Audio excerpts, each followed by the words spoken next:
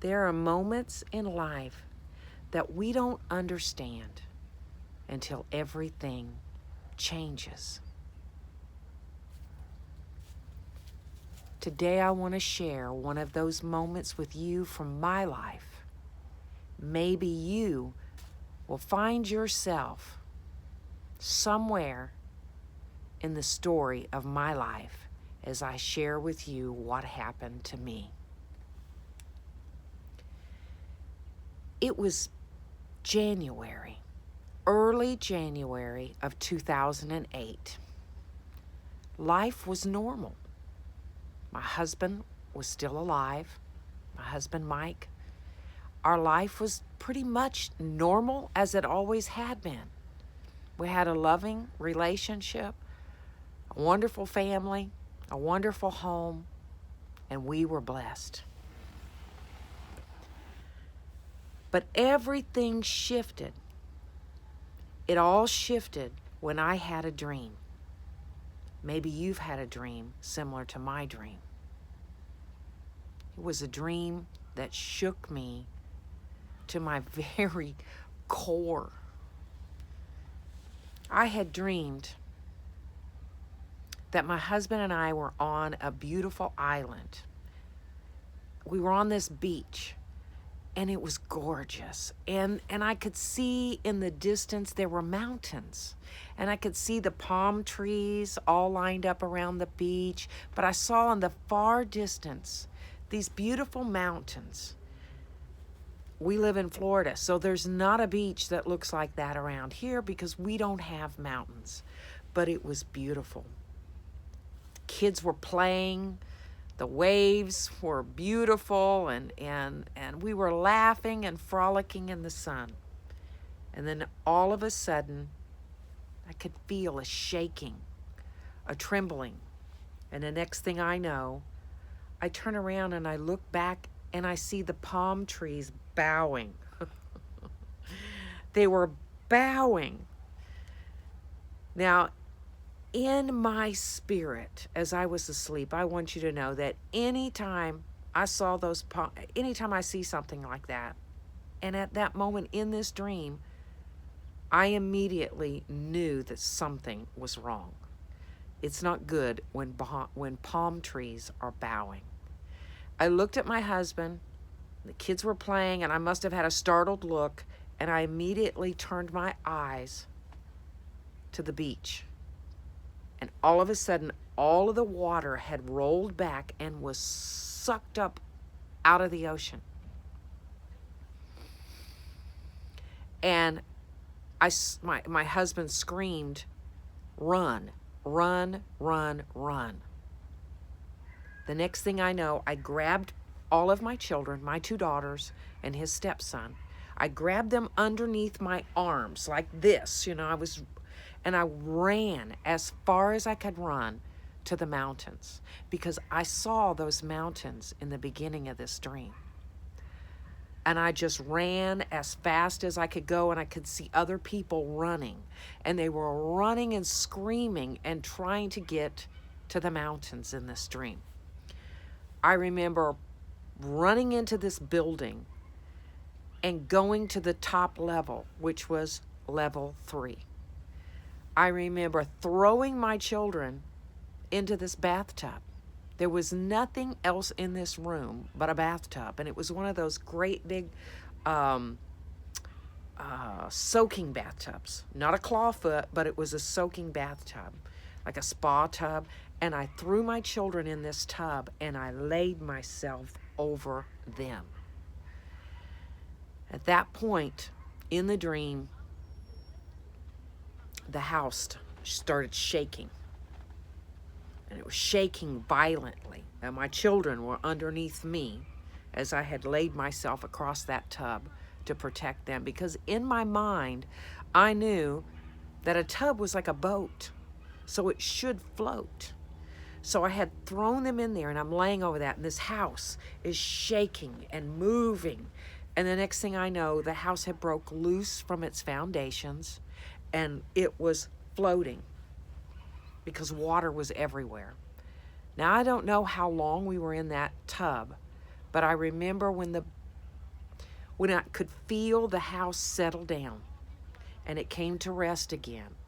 And and the next thing I know, I everything was calm, and I got up out of the tub. I looked out the window and I could see that the waters had receded. And as the waters receded,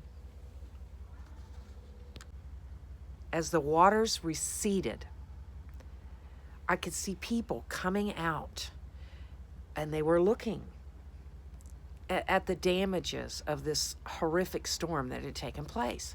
So I got my 3 children out of the tub, and we walked down out of that house, and we were in some kind of village, and I saw people calling for people and looking for people. And I remember asking this heavy-set, big black lady, I said, "Where's Mr. Riopel? Where's Mr. Riopel?" And she said, "He's gone." And at that moment, I remember wailing. I mean, I wailed. If you have ever experienced such trauma and hurt, you will hurt from the inside out.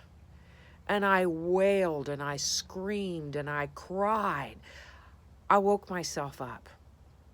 And when I woke up out of that dream, my chest was still rattling. It was still rattling. And I sat up in the bed and I'm shaking my head and I'm thinking, what a horrible nightmare that I have just had. What did I experience? I'm telling you, my friends, it felt so real. I looked around. I'm still in my house. I'm still in my bed. My husband is not there because he's an over-the-road driver. I'm not telling you this to make you fearful of dreams, but I believe that God sometimes sends us dreams to warn us. And I believe that that is what happened to me. It was a warning to let me know that something was shifting in my life. I began to, I talked to my husband, made sure he was okay. He was all right. I knew that something in my spirit was not right. Shortly thereafter that dream, I had another dream. And the next dream I had, my husband was not well in that dream. And then all of a sudden, in the dream, the second dream I had, he wasn't well. He was gone. I assume he was gone. He had passed away. So I've had 2 dreams before my husband passed away. Excuse the airplane. My friends, God doesn't show us these things so that we can fix it. Yes, we can pray. Yes, we can seek heaven. And I want you to know I prayed and I sought heaven for my husband's life. But I saw it that I needed to prepare and to get some things taken care of that I had not prepared. I thought it was health insurance. My husband was going to get sick. So I called someone over and I got somebody involved helping us, get health insurance. But it wasn't health insurance. March the 15th, 2008, my husband drowned. He was scuba diving in a beautiful, exotic island.